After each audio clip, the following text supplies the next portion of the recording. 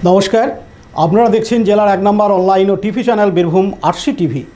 আপনাদের সঙ্গে আমি শুভাশিস। শুরু করছি আজকের সংবাদ। বিস্তারিত সংবাদে যাওয়ার আগে দেখে নেব সংবাদ শিরোনাম।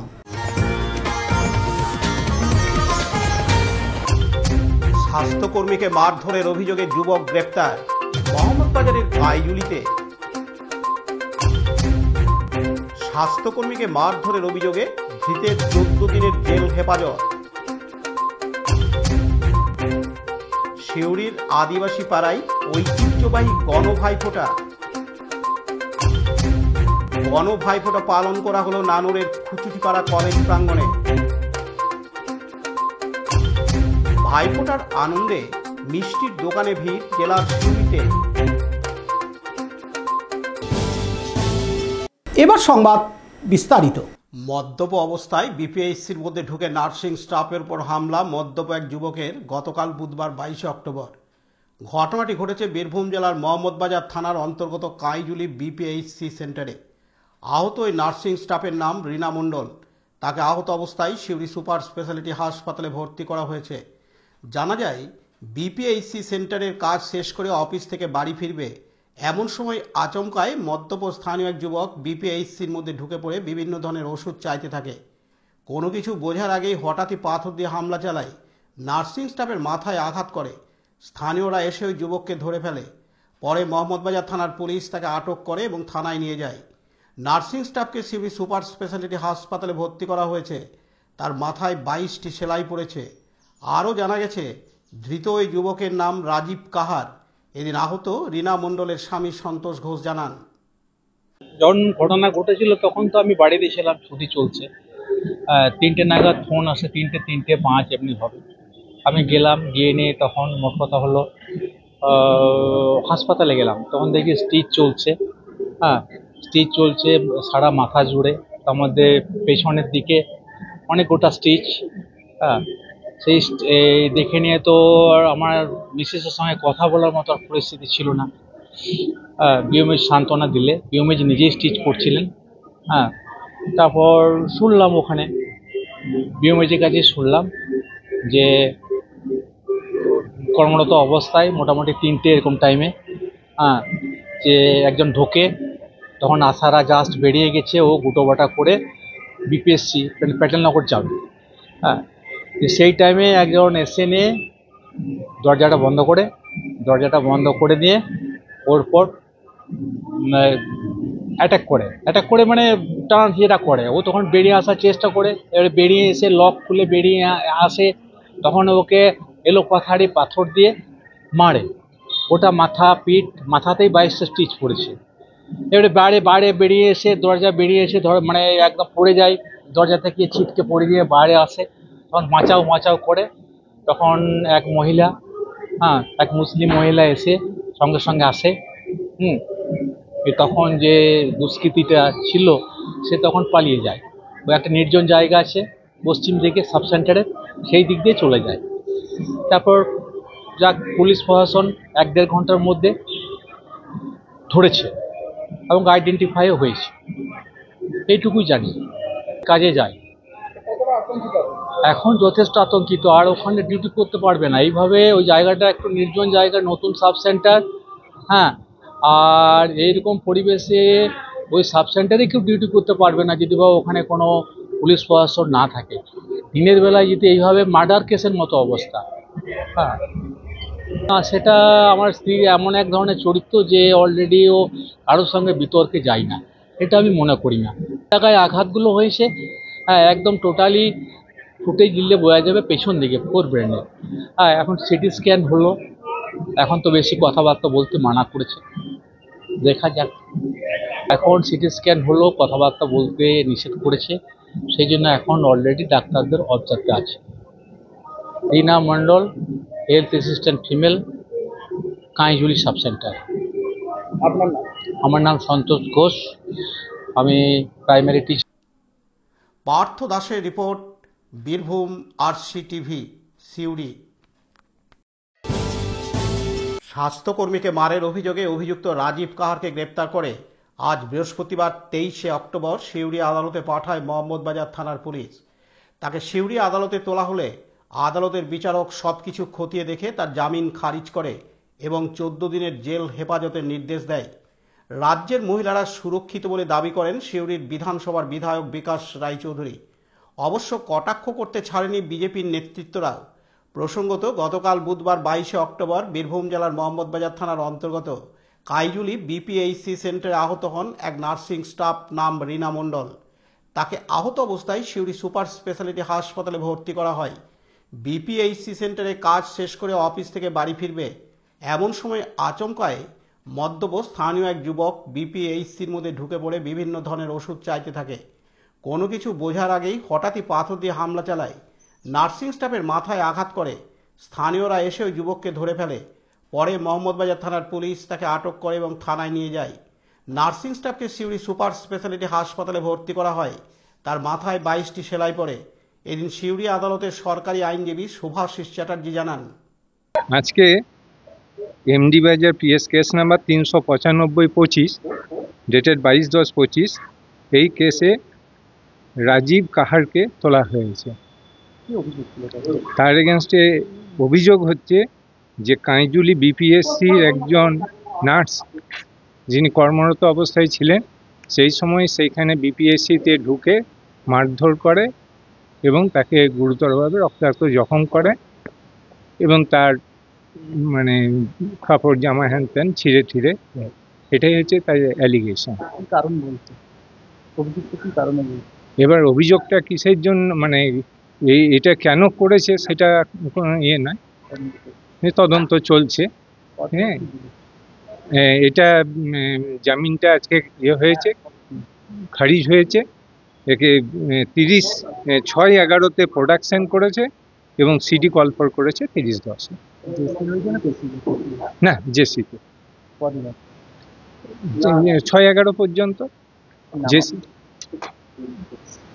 হ্যাঁ, শুভাশিস চ্যাটার্জি, এপিপি স্টেট। পাশাপাশি একজন ধৃত রাজীব কাহার বলেন, ড্রিঙ্ক করেছিলাম, নেশার মধ্যে কি দিয়ে মেরেছো? পাথর গায়ে দিকে না ফেলে দিয়ে আমি পালিয়ে। কি নাম? রাজীব কাহার, কোথা বাড়ি? মোহাম্মদবাজার ডাঙ্গালতলা। পার্থ দাসের report, Birbhum RC TV, Suri. এখন বিজ্ঞাপন বিরতি, ফিরে আসছি বিরতির পর। দুবরাজপুর শ্রী শ্রী রামকৃষ্ণ আশ্রম পরিচালিত অভেদানন্দ সেবামঙ্গল হাসপাতাল বীরভূম জেলার বুকে একটি অন্যতম সেরা চক্ষু হাসপাতাল। এখানে প্রত্যেক দিন স্বল্প মূল্যে অত্যাধুনিক যন্ত্রপাতির সাহায্যে অভিজ্ঞ চক্ষু বিশেষজ্ঞের দ্বারা চক্ষু পরীক্ষা ও চক্ষু ছানি অপারেশন, ফেকো মাইক্রো সার্জারি করা হয়। এছাড়াও এই হাসপাতালে অতি স্বল্প মূল্যে যাবতীয় পরীক্ষা নিরীক্ষা, যেমন রক্তের সমস্ত রকম পরীক্ষা, ইসিজি, ইউএসজি, থাইরয়েড পরীক্ষা করা হয়। এখানে অতি স্বল্প মূল্যে চশমাও তৈরি করা হয়। এছাড়াও এখানে প্রত্যেক দিন বিনামূল্যে অন্যান্য রোগেরও চিকিৎসা করা হয়। আমাদের আদর্শ শিব জ্ঞানে জীব সেবা। যোগাযোগের নম্বর 9382571046। ফিরে এলাম বিরতির পর। সিউড়ির 3 নম্বর ওয়ার্ডের কলেজপাড়া আদিবাসী পাড়ায় আজ বৃহস্পতিবার 23 অক্টোবর আনন্দমুখর গণভাইফোঁটার আয়োজন করা হয়। প্রায় 7 থেকে 10 বছর আগে স্থানীয়দের উদ্যোগে প্রথমবার এই ভাইফোঁটার শুরু হয়। তার আগে ওই সম্প্রদায় ভাইফোঁটার রীতি সম্পর্কে সচেতন ছিল না। প্রথমবারের আয়োজনের পর থেকেই প্রতি বছর তারা বোনেদের হাতে ফোঁটা পেয়ে আসছেন। এবারও দেখা গেছে ভাইফোঁটার দিন শুরু হওয়ার আগেই স্থানীয়রা প্রস্তুতি নিয়ে বসে আছেন। তারা জানেন বোনেরা উপস্থিত থাকবেন এবং ভাইদের কপালে ফোঁটা দেবেন। আনন্দের মুহূর্তগুলো দেখা যায়, ভাইদের উচ্ছ্বাস আর বোনেদের খুশির ছোঁয়া একসঙ্গে মিশে যায়।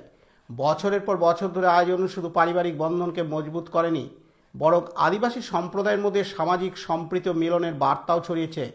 কলেজপাড়ায় এই ভাইফোঁটা এখন এলাকায় একটি পরিচিত এবং প্রিয় ঐতিহ্য হিসেবে গণ্য হয়। এদিন আদিবাসী ভাইদের ভাইফোঁটা দিয়ে মৌলি সাহা জানান, কে ভাইফোঁটা দিলাম আদিবাসী পাড়ার কিছু ভাই বোনজনদের। 30 থেকে 35 জন ভাই বোন আছে, তারা ভাইফোঁটা কি জানতো না, তাই তাদের এবার ভাইফোঁটা দেওয়া হলো। প্রতি বছরই দেওয়া হয়, সেরকমই এই বছরও দিলাম, খুব ভালো লাগলো। অপেক্ষা করছিল তোমার? হ্যাঁ, একদম। তারপরে কি কি যেরকম আমরা ভাইফোঁটা দিই, জমে দূরে বললো কাটা পুরোটা বলে সেরকম ভাইফোঁটা দিলাম, ফোঁটা দিলাম, ধান দুব্ব দিয়ে আশীর্বাদ করে ভাইফোঁটা দেওয়া হয়। তাদেরকে সামান্য আমরা একটু উপহার দিলাম, মানে গিফট দিয়েছি, খাবারের জিনিসপত্র। তারা কি অপেক্ষা করছিল তোমার? হ্যাঁ, তারা অপেক্ষা করছিল, কারণ তাদের তো ভাইফোঁটা হয় না, তাই তারা অপেক্ষা করে থাকে প্রতি বছর এই ভাইফোঁটা দিনের জন্য। ভাইফোঁটা দেওয়ার অ্যারেঞ্জমেন্ট করা হয় প্রতি বছরই, সেরকমই এই বছরও করা হয়।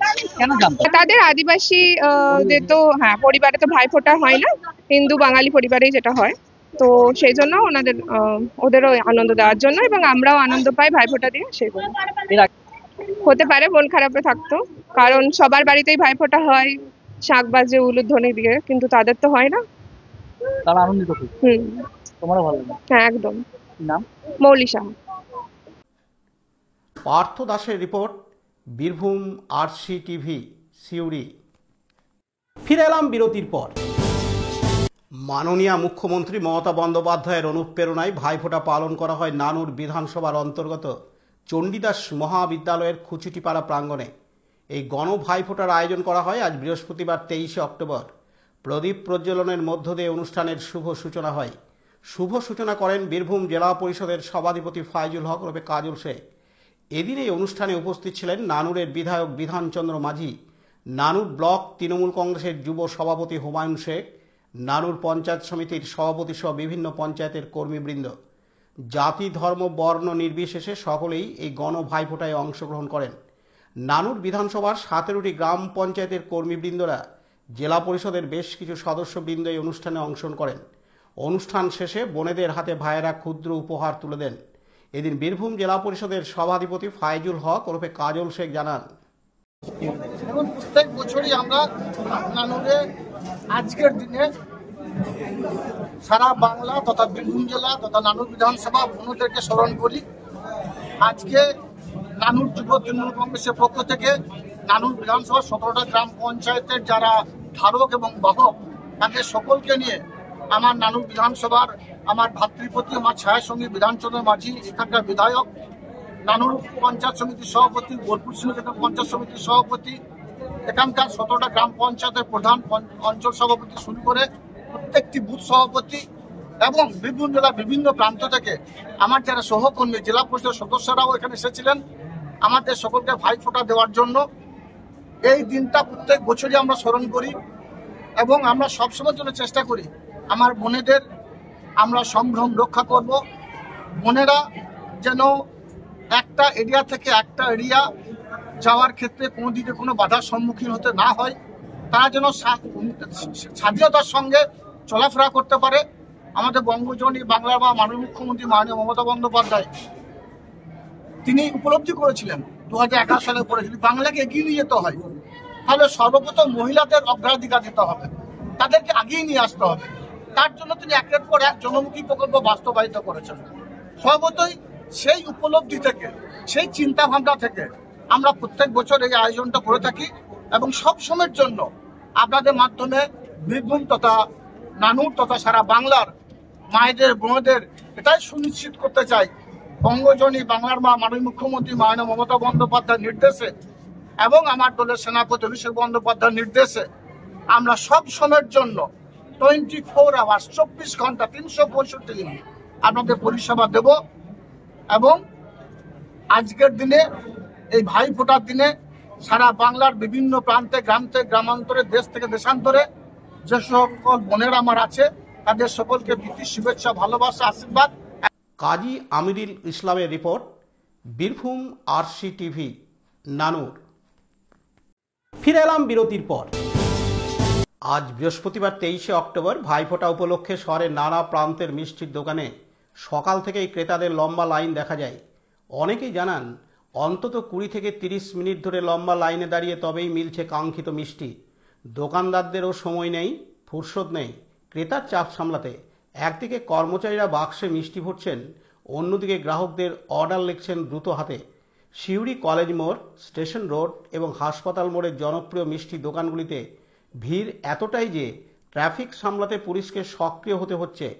দোকানের সামনে হাসি মুখে ছোট বড় সবাই দাঁড়িয়ে আছে উৎসবের আনন্দ ভাগ করে নিতে। কারো হাতে সন্দেশ, কারো ব্যাগে রসগোল্লা বা লাড্ডু, আবার কেউ বিশেষভাবে কিনছেন নলেন গুড়ের মিষ্টি। শীতের আগমনী বার্তা যেন উৎসবের মিষ্টিতে মিশে গেছে। দোকানদাররা জানান, ভাইফোঁটার আগের দিন থেকেই প্রস্তুতি নেওয়া হয়েছিল।